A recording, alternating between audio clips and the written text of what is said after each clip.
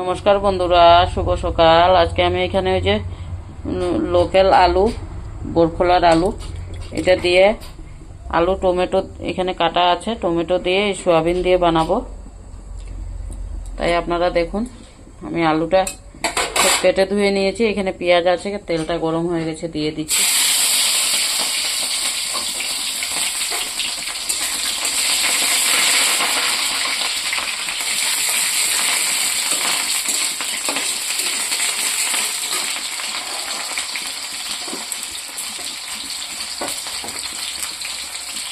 পেঁয়াজের সাথে সোয়াবিনটা দিয়ে দেবো, ও ভাজা হোক।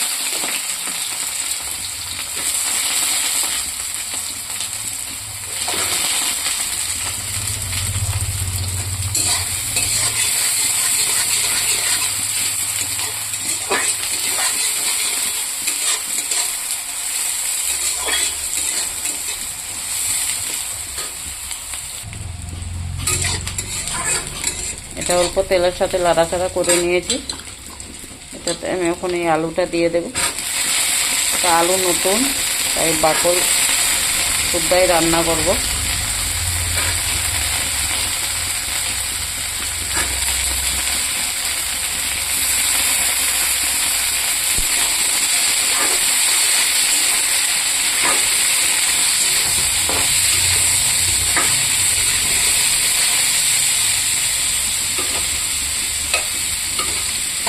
অল্প সময় ভাজা করব।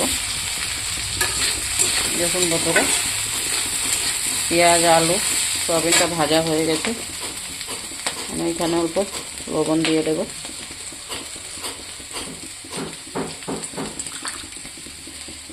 আর এখানে লঙ্কা, হলুদ, জিরে জলের সাথে গুলে নিয়েছি, এটা দিয়ে দেব।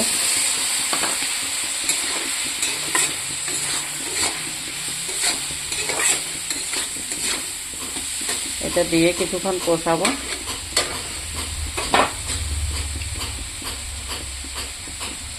এটার উপরে আমি টমেটোটাও দিয়ে দেব।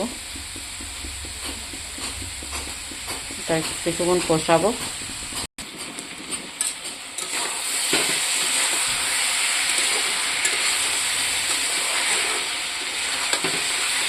দেখুন বন্ধুরা,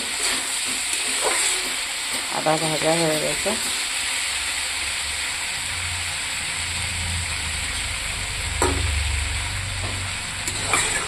আলু কম বেশ সিদ্ধ হয়ে গেছে, আর একটু হবে।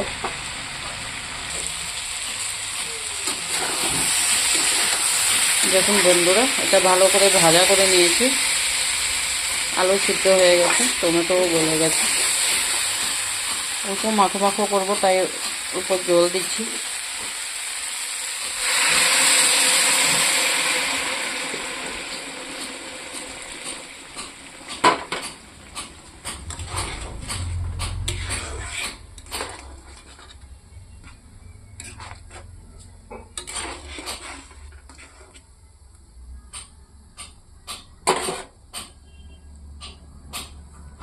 গরম জল দিয়েছি, আপনারাও গরম জল দেবেন। ফুটতে দেব। দেখুন বন্ধুরা, তরকারিটা হয়ে গেছে। ভালো লাগলে লাইক কমেন্ট শেয়ার করে দেবেন। অল্প ধনেপাতা দিয়ে দিচ্ছি।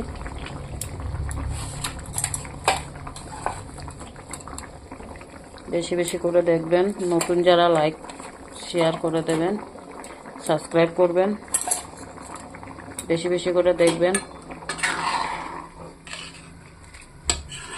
আমার রান্না আমি স্বাদ বললে তো হবে না, আপনারা খেয়ে দেখবেন রান্না করে।